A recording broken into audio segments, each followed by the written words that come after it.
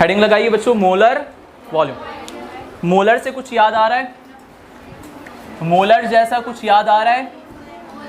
मोल, मोल का वॉल्यूम कहाँ पर? किसी स्पेसिफिक कंडीशन पर, जैसे कि एसटीपी, जैसे कि एनटीपी, जैसे कि आरटीपी। एसटीपी को हम करते हैं टारगेट। एसटीपी से मुराद होता है बच्चों स्टैंडर्ड टेम्परेचर एंड प्रेशर। इसे फिलहाल हम डिस्कस नहीं कर रहे हैं, आपकी किताब में नहीं है तो हम भी नहीं कर रहे। तो एसटीपी से मुराद स्टैंडर्ड टेम्परेचर प्रेशर। स्टैंडर्ड से मुराद कोई फिक्स कर दी हुई चीज़ जिससे हम बाकी चीज़ों को रिलेट करें, स्टैंडर्ड चीज़ कहलाती है।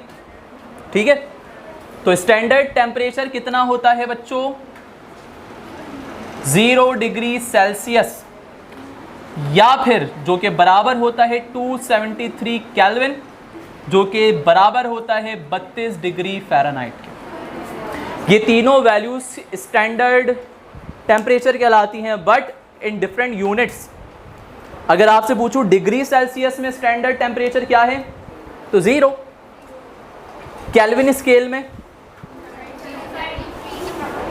और डिग्री फ़ारेनहाइट में, सही है। ऐसे ही हमारे पास प्रेशर भी है।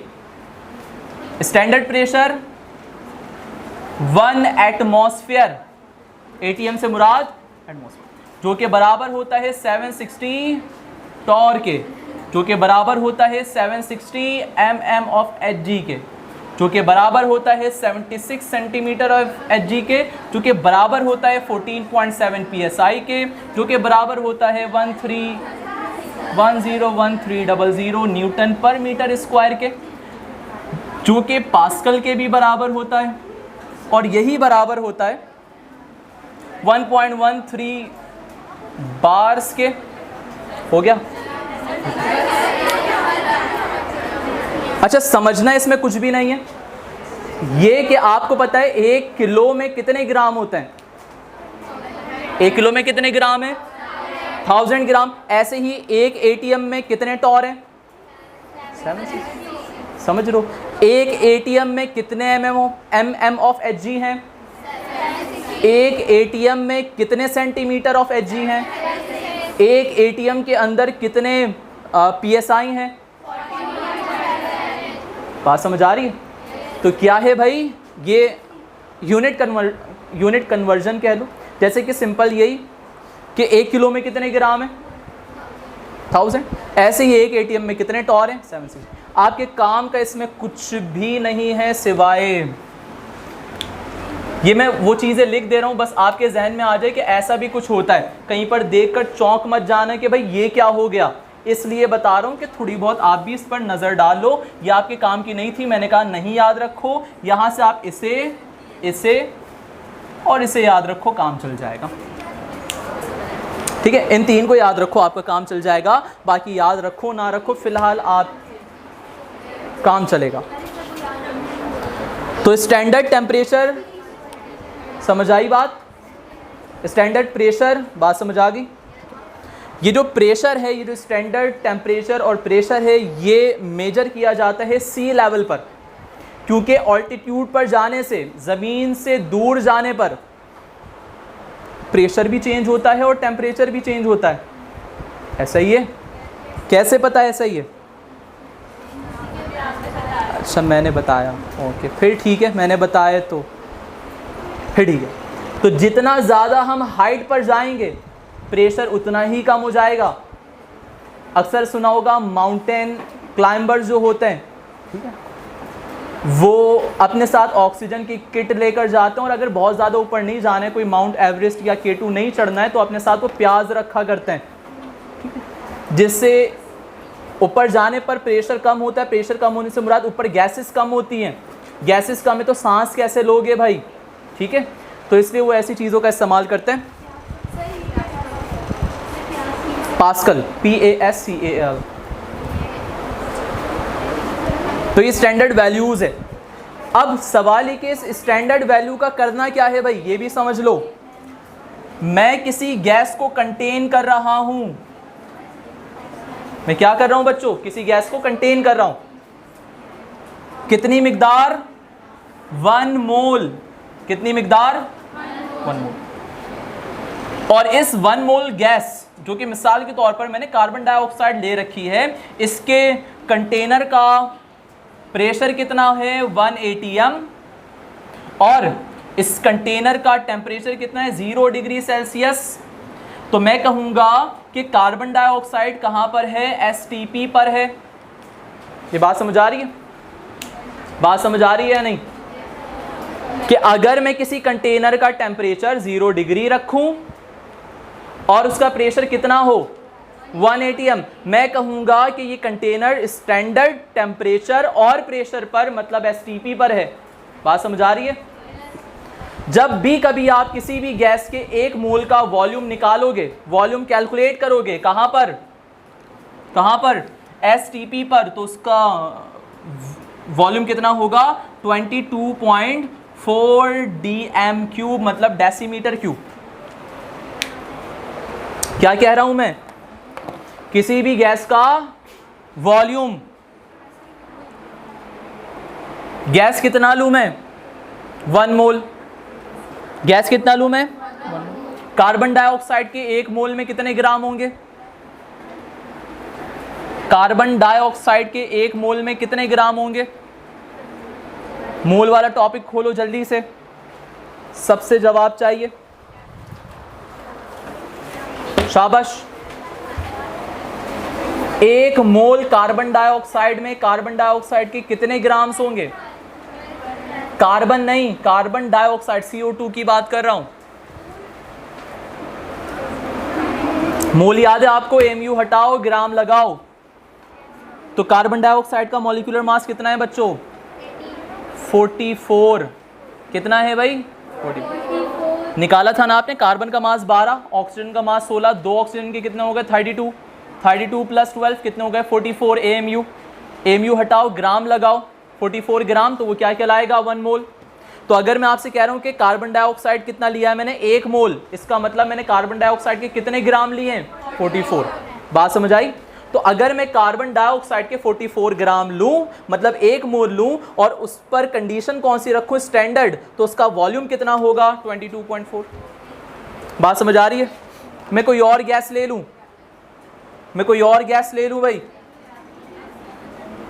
जैसे कि H2S, लेकिन ये भी कितना ले रहा हूं मैं, 1 मोल। 1 मोल के अंदर कितने ग्राम होंगे, सल्फर 32 और हाइड्रोजन 2, 34 ग्राम। उसे भी कहाँ रख दूं मैं, STP पर, जहां का टेम्परेचर कितना हो, 0 डिग्री, और प्रेशर कितना हो, 1 atm। तो इसका भी वॉल्यूम कितना होगा, 22.4। समझ रहे हो बात। तो बात ये हुई, तो बात ये हो गई कि किसी भी गैस के 1 मोल को, क्या कह रहा हूं मैं, किसी भी गैस के 1 मोल को कहां पर रखो आप, स्टैंडर्ड टेम्परेचर प्रेशर पर, तो उसका वॉल्यूम कांस्टेंट होगा, उसका वॉल्यूम फिक्स होगा, जो कि क्या होगा, 22.4। इस कांस्टेंट वॉल्यूम को हम मोलर वॉल्यूम कहते हैं। हेडिंग है ये। तो मोलर वॉल्यूम क्या है बच्चों, वो हमारे पास वॉल्यूम जो कि किसी भी गैस के कितने मोल ऑक्युपाई करें, 1 मोल, वही वॉल्यूम क्या कहलाएगा, मोलर वॉल्यूम।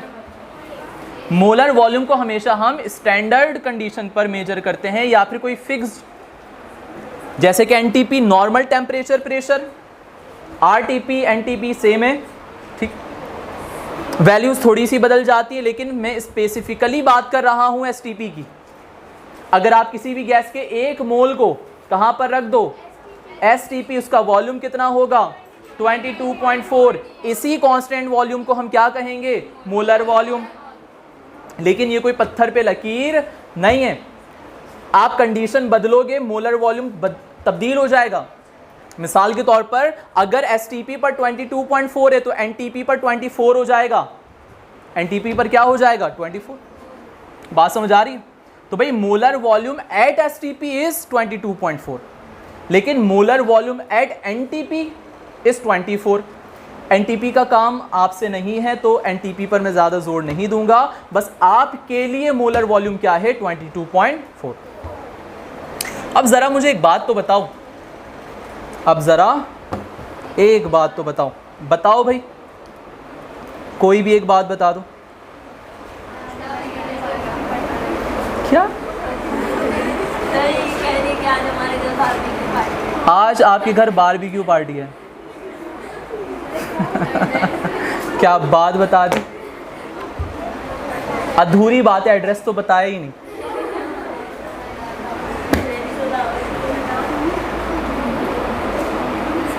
ऐसा लग रहा है वाकई में आ जाऊंगा। नहीं अब छोड़ दो, अब छोड़ दो। हाँ अगर इस तरह दावत दे रही हूँ मतलब थोड़ा ज़्यादा बन रहा है मेरा ख्याल है, तो ज़्यादा बन जाए तो सही हो गया। और नमक थोड़ा सा कम रखना, मिर्च चलेगा, नमक कम होना चाहिए, खाए नहीं जाते ना वरना। खैर, तो मोलर वॉल्यूम क्या है, बात समझ आई? क्या है मोलर वॉल्यूम? किसी भी गैस के एक मोल का वॉल्यूम क्या कहलाता है? Molar volume. Molar volume at STP क्या होता है बच्चों? मोलर वॉल्यूम एट एसटीपी क्या होता है? 22.4। और मोलर वॉल्यूम एट एनटीपी क्या होता है? 24। कुछ बात समझ आई? मैं कहूँ एक मोल का वॉल्यूम 22.4, 2 मोल का बताओ ज़रा। 44.8। कैसे पता? 2 से मल्टीप्लाई किया। मैं कहूँ 3 मोल बताओ, 3 से मल्टीप्लाई कर दो। मैं कहूँ 4 का बताओ, 4 से। मैं कहूँ 10 मोल का वॉल्यूम बताओ, आप कहोगे 10 से मल्टीप्लाई। क्या मल्टीप्लाई करूँ 10 से? 22.4। 22.4 है क्या? Molar volume. तो बात ये समझ आई कि एसटीपी पर वॉल्यूम अगर निकालना है तो मोल को मल्टीप्लाई कर दो किससे? मोलर वॉल्यूम से। आपको क्या मिल जाएगा? समझ रहे हो बात? समझ रहे हो कि अगर वॉल्यूम निकालना है एसटीपी पर क्या करूं मैं? क्या करूं भाई? मोल मल्टीप्लाई बाय मोलर वॉल्यूम। तो ये काम करके देखें कैसे होता है। चलिए सवाल लिखिए। अच्छा डेफिनेशन लिखवा दो, डेफिनेशन लिखो भाई। लिखवाऊं?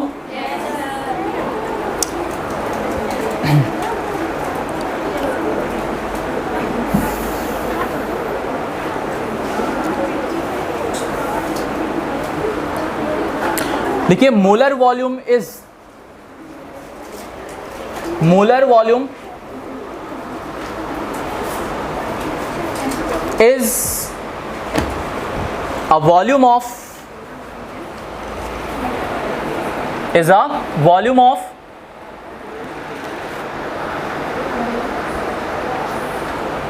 one mole of